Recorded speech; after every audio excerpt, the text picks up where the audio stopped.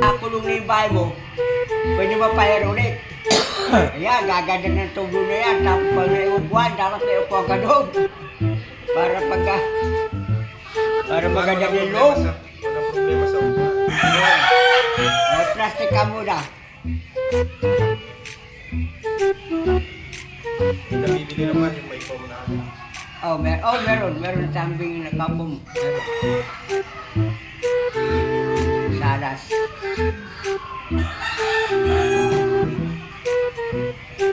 Pag ano man magpapagawa ko ng isang pinto.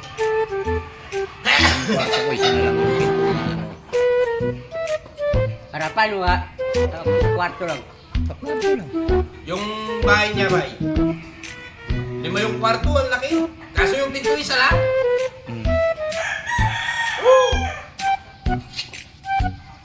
Wala man akong bintana.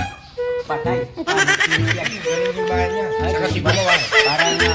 Parang ano yata eh.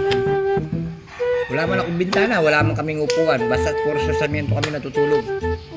Parang ano na. Kasi yung lapad ng pinto na paggagawa ko,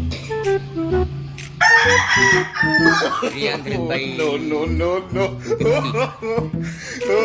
Yan. Rap. Pero sa kaya lang, mahaba yata, malaki. 300 by 250. Tingnan mo. Magkano yung singil mo doon? Bakit?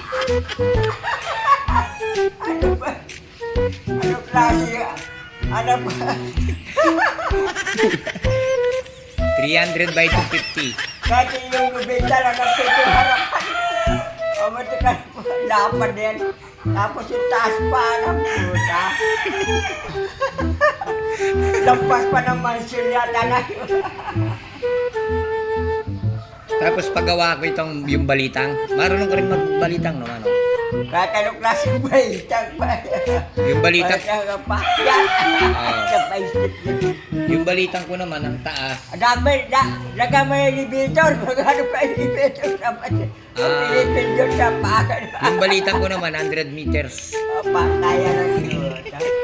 Ano ba yun? Pwede wala ka sa tanan.